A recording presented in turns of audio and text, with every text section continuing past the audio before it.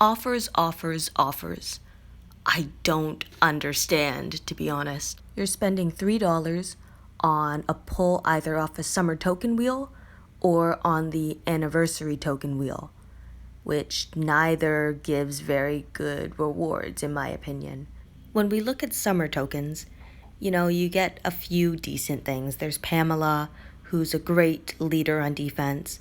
Cal, who I think we've all seen enough of on both war wheels and in the league store.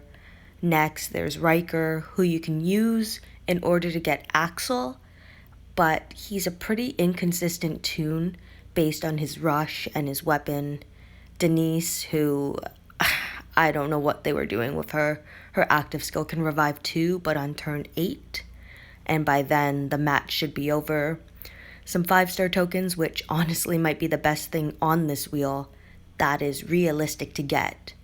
And then many, many, many Chihuahua dolls, which are used to get the new free-to-play Romanov, who sucks.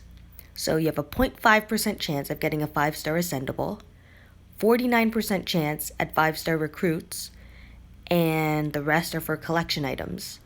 And again, Romanov is very underwhelming, one of the worst free-to-play toons I've ever seen come out. And then for the anniversary stash, this is a sad stash. World Energy, War Tins, which I find useful, Raid Energy Tins, and some gear, which can be useful but is pretty sad for a 4-year anniversary. And then Sergio, who is a little underwhelming for being a free-to-play anniversary edition toon. I can see some uses with him, but he's very inconsistent. And there is a second stash, but all you can really see is this featured Lilith, and then the additional item that would help you get ahead in a typhoon event, whatever that might be. So I guess if you're short for the anniversary stash and you want Sergio, the $3 offer isn't bad, but you could also just end up getting summer tokens, which doesn't really have anything useful on it. Well, unlikely that you'll get anything useful off of it. You have a 0.5% chance of getting a 5-star ascendable, and the only useful one on there, in my opinion, is really Pamela. And then you look and you see these other offers that are available, and it really kind of makes you wonder, who would buy this?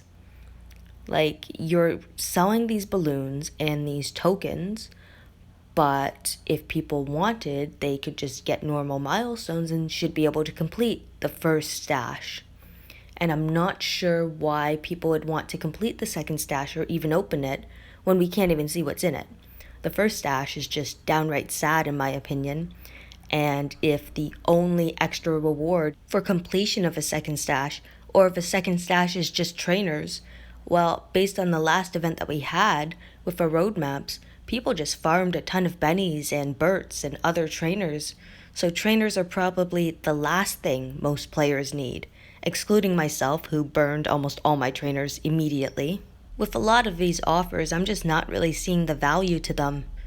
If people are spending money on this, I feel like they should feel like they are earning something, like this will help them progress.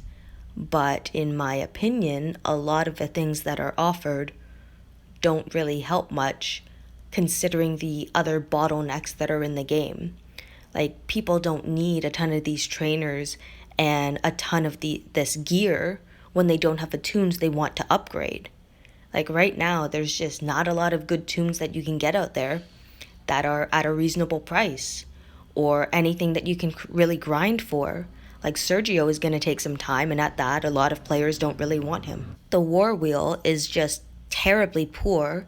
Summer tokens, you have such a small percent chance of actually getting anything you can use, and no one's really pulling much because everything's requiring extra items. You need keys, you need butter, you need eggs. Why can't you just get the toon? Right now, people can spend thousands and not get the toon that they want, which is insane to me. Next, I hate these surprise boxes. They try to give hope to the player, but really there is none. Tobin, great toon. I like that he's an honor roll specialist, does crazy damage. And then Dale, who's one of my favorite toons because I actually have him. and he's really a jack of all trades. But when we look at the odds on this, you have a 1% chance of getting Tobin. 4% at Lilith, 10% at Symbazels, 45% for Brady's, and 40% for Bert's. So you have an 85% chance at getting Brady and Bert trainers, which is extremely high.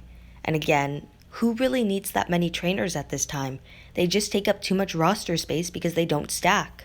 And we have a scavenger crate for 800 coins for summer tokens, which, as I mentioned before, are not great. You have such a low percent chance of getting something actually useful and such a high percent chance of getting something you don't need, like Romanov, one of the worst free-to-play toons to bless us in this game. Thank you again for watching and listening to my video.